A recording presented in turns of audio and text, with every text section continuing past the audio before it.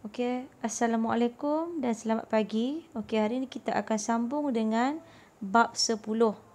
Okey, kita akan tengok 10.1 iaitu ciri-ciri gelombang bunyi. Okey, kalau kamu tengok gambar ni, okey, gambar yang pertama ni, kamu boleh nampak ada apa ni? Ada petir. Petir, cahaya petir ni. Okey, dan diiringi oleh bunyi iaitu guruh. Okey, jadi kita nak tengok perkaitan bunyi yang terhasil. Bagaimana bunyi terhasil? Okey, sebelum tu kita tengok ciri-ciri gelombang bunyi. Bunyi ialah satu bentuk tenaga. Okey, satu bentuk tenaga yang dihasilkan oleh getaran. Dalam gambar ni cuba kamu tengok kita ada drum. Bila kita macam mana kita boleh menghasilkan bunyi drum? Kita ketuk drum kan? Kita ketuk drum, kamu akan nampak piring drum tu dia bergetar. Okey, jadi dia akan menghasilkan bunyi. Sama juga kalau kamu ambil sebarang bekas, cuba kamu tepuk. Kamu tepuk tu kamu akan menghasilkan getaran. Dan getaran dia boleh menghasilkan bunyi. Sama juga dengan gitar dan juga yang ini, kalau tak silap cikgu, nama dia clarinet. Kalau tak silap cikgu lah. Okey, alat muzik dia macam seruling ni, tapi nama dia clarinet. Sama juga macam seruling pun. Bila kita tiup, kamu akan ada rasa getaran dia. Okey, kemudian kita tengok yang kedua, sentuh bahagian luar tekak anda dengan hujung jari ketika bercakap. Okey, cuba kamu bercakap. Kalau sekarang cikgu tengah bercakap, okey, jadi dekat jari kamu tu, kamu letak dekat kamu punya halkum tu. Biji halkum ke, dekat leher kamu ke. Kamu akan rasa masa kamu bercakap ada getaran. Okey, jadi itu adalah yang menyebabkan kita boleh menghasilkan bunyi. Kamu tengok dalam gambar ni, anak panah ni. Nampak ada budak lelaki ni menyanyi kan. Lepas tu cuba kamu tengok, kamu sentuh dekat bahagian ni, yang anak panah ni. Kamu akan rasa getaran. Okey, kita tengok ciri-ciri gelombang bunyi yang pertama. Okey, bunyi memerlukan medium untuk perambatan. Maksudnya, dia memerlukan perantaraan untuk bergerak. Okey, bunyi dia boleh merambat melalui pepejal, cecair dan gas tetapi tidak melalui vacuum. Okey, dia tidak boleh bergerak melalui vacuum. Cikgu ulang Sebelum ni cikgu dah bagi tahu vacuum tu adalah keadaan yang mana tanpa sebarang medium, tanpa udara. Contohnya seperti di angkasa lepas. Okey, jadi kita tengok gambar yang diberi, ada satu balang kaca. Dalam balang kaca tu kita terlangkupkan jam loceng. Okey, kemudian ada kepingan polistirena. Okey, dan apa yang kita tengok di sini, balang kaca ni dia dihubungkan dengan pam vacuum. Jadi maksudnya di sini,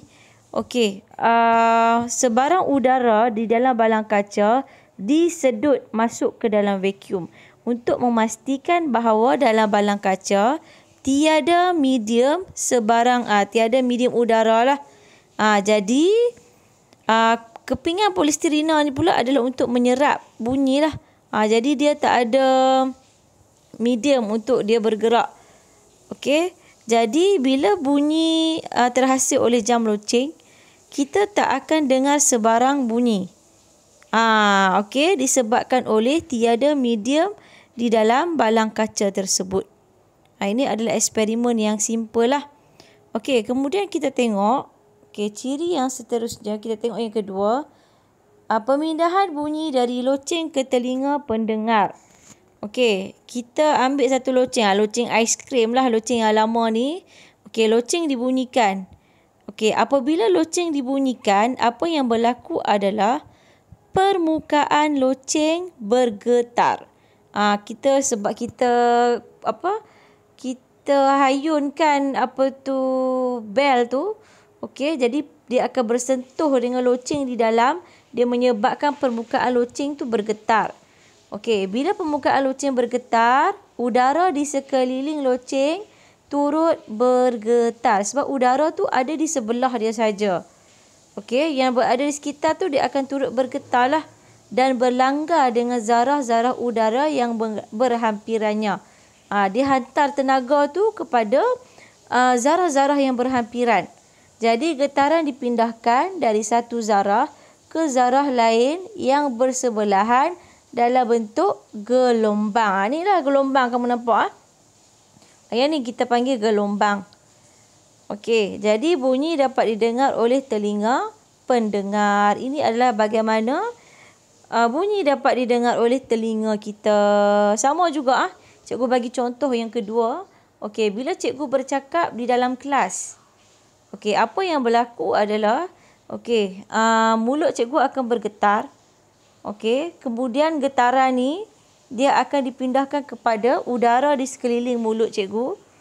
Okey, dan dia akan setiap udara tu dia akan bergetar dan berlanggar dengan zarah-zarah udara yang berhampiran sehinggalah dia akan sampai dekat telinga yang orang yang berada di hadapan cikgu. Dia akan dengar lebih kuat. Kemudian dia lambat sikit. Apabila makin bergerak ke belakang, tenaga tu dia dah lemah. Jadi orang yang duduk di belakang, dia kurang mendengar suara cikgu. Okey. Kemudian yang kedua, ciri-ciri yang kedua, bunyi merambat pada kelajuan yang berbeza di dalam medium yang berbeza.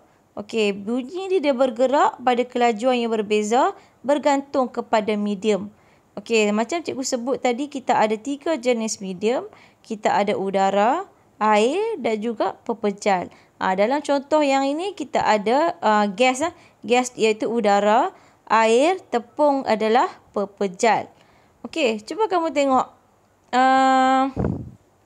contoh yang diberi. Okey, contoh yang diberi, ada satu jam loceng di hujung meja. Okey, kemudian ada seorang budak lelaki ni, dia dengar dengan menggunakan bekas plastik berisi udara. Tapi dia bukan dengar dekat udara, dia dengar dekat meja. Okey, jadi agak-agak kamu, lelaki ni dia boleh dengar ke tak boleh dengar? Nanti cikgu akan tanya kamu semula. Cuba kamu jawab. Okey. Kemudian kita tengok pula. Okey, kelajuan pemindahan bunyi. Okey, ada 3. Pepejal, cecair dan juga gas. Okey. Kalau pepejal, bunyi lebih cepat. Dia lagi cepat merambat dalam medium pepejal. Okey, contoh dia. Sebab apa alasan dia? Apabila zarah-zarah pada satu hujung pepejal mula bergetar. Okey, mula-mula di hujung sini dia bergetar dulu. Okey, lepas tu bila dia bergetar, dia akan menyebabkan zarah-zarah di sebelah dia turut bergetar dengan pantas. Okey, sebab susunan zarah-zarah pepejal tersusun rapat. Jadi cepatlah, dia tak ada ruang untuk dia bergerak. Jadi pemindahan getaran tu akan jadi lebih cepat. Daripada sini, dia pindah ke sini, sebelah dia, sebelah, sampailah ke hujung. Cepatlah. Okey, sebab dia duduk rapat-rapat. Okey, kemudian kita tengok yang kedua. Okey, kelajuan yang sederhana adalah dalam cecair. Okey, sebab apa dia sederhana? Sebab susunan zarah-zarah dalam cecair, dia kurang rapat. Menyebabkan getaran bunyi dipindah dengan perlahan. Okey, jadi cikgu ulang tadi. Okey, disebabkan kalau kamu tengok zarah-zarah cecair, dia tak rapat. Dia ada sedikit ruang di antara setiap zarah. Ada ruang lah, bukan sedikit. Ruang dia banyak daripada pepejal. Jadi bilalah satu zarah di hujung ni dia menerima getaran, dia nak menghantar getaran tu kepada zarah yang lain, dia perlu bergerak melalui ruang udara. Jadi dia sedikit lambatlah berbanding dengan pepejal. Okey, yang ketiga, yang paling perlahan ataupun sangat perlahan adalah melalui gas ataupun udara. Okey, gelombang bunyi merambat dengan perlahan kerana zarah-zarah gas yang berjauhan melambatkan pemindahan getaran sebab zarah-zarah udara ataupun gas dia mempunyai paling banyak ruang di antara zarah-zarahnya. Jadi kalaulah satu zarah di hujung ni, okey, dia menerima getaran, dia perlu travel, dia perlu bergerak jauh. Okey, ataupun dia perlu melalui udara yang banyak untuk sampai ke zarah yang lain. Sebab itulah dia paling lambat sebenarnya. Okey, kemudian kita tengok ciri-ciri yang ketiga adalah bunyi boleh dipindahkan, bunyi boleh dipantul dan juga diserap. Okey, kalau kita tengok di sini. Okey, contoh kan, antara kepingan logam dengan tuala. Okey, yang mana yang boleh menyerap bunyi, yang mana yang boleh memantulkan bunyi? Okey, kita tengok dulu eksperimen ni. Okey, kalau kamu tengok di sini, kita ada papan lembut. Okey, kita ada kepingan kayu, kita ada jam tiup kadbod P dan Q, kemudian kita ada jam berandik analog. Okey, jadi jam ni dia akan berbunyi. Bila jam berbunyi, cuba kamu tengok Okey, si pendengar dekat kadbod Q ni, kalau agak-agak kamu, adakah dia boleh mendengar bunyi yang dihasilkan oleh jam randik analog? Sebab apa? Boleh dengar ke tak boleh dengar? Okey. Siapa jawab boleh? Siapa jawab tak boleh? Okey. Kamu ada jawapan kamu sendiri. Okey, jawapannya adalah, okey, bila jam randik ni dia berbunyi, bunyi ni dia akan melalui tiup kadbod P. Kemudian dia akan terkena ataupun dipantulkan ke papan. Okey, daripada papan dia akan pantulkan balik ke tiup kadbod Q. Jadi Q boleh mendengar jam randik analog. Jam randik ni bunyi dia perlahan saja. Dia bukan jam loceng. Okey, jadi agak-agak kamu, kepingan logam dengan tuala, yang mana memantulkan bunyi, yang mana menyerap bunyi? Okey, jadi jawapannya adalah tuala dia boleh menyerap bunyi. Okey, manakala kepingan logam dia akan memantulkan bunyi. Okey, jadi kita tengoklah di sini. Okey, jumlah bunyi yang dipantul atau diserap bergantung pada permukaan objek. Okey, kalau pemantul bunyi yang baik, dia mestilah pada permukaan yang keras dan licin. Contoh seperti jubi marmar dan juga dinding. Sebab itulah bila kita berada di bilik yang kosong, kita berada di dalam rumah yang kosong, okey, bila kita bercakap, dia akan menghasilkan pantulan bunyi. Dan pantulan bunyi tersebut dinamakan sebagai gema. Okey, manakala penyerap bunyi yang baik adalah pada permukaan yang lembut dan juga kasar. Contoh dia permaidani, papan gabus. Okey, rumah yang kosong, bila kita isikan dengan kapet, kita isikan dengan perabot, kita tidak mendengar lagi gema tersebut. Sebab bunyi tersebut telah diserap oleh permukaan yang lembut dan juga kasar. Jadi kita dapat tengok pada penyerap bunyi pada panggung wayang. Sebab tu panggung wayang, okey, kalaulah panggung wayang tu yang bagus, yang baik, kita tak akan mendengar bunyi daripada bilik sebelah. Sebab apa? Sebabnya kerusinya yang pertama, kerusinya adalah cushion yang lembut. Okey, cushion yang lembut dia boleh menyerap bunyi dengan baik. Kemudian kita ada dinding. Okey, kalau kamu perasan dinding tu dia dilapisi oleh permukaan yang lembut. Okey, kemudian kita tengok dalam bilik tidur pun, kita tengok bilik tidur kita ada langsir, ada permaidani, ada selimut, ada tilam, ada katil yang sponge. Okey, jadi dia boleh menyerap bunyi.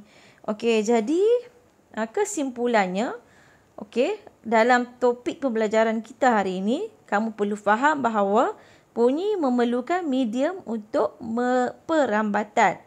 3 jenis medium iaitu pepejal, cecair dan gas. Paling cepat, okey, paling kuat dekat pepejal. Sederhana, cecair. Perlahan, paling perlahan dekat udara. Iaitu adalah bunyi merambat pada kelajuan yang berbeza di dalam medium yang berbeza. Dan yang terakhir, bunyi boleh dipantul dan diserap. Jadi itu sahaja untuk hari ini. Cikgu harap kamu faham dengan topik pembelajaran kita pada hari ini. Okey, jumpa lagi. Sekian, terima kasih.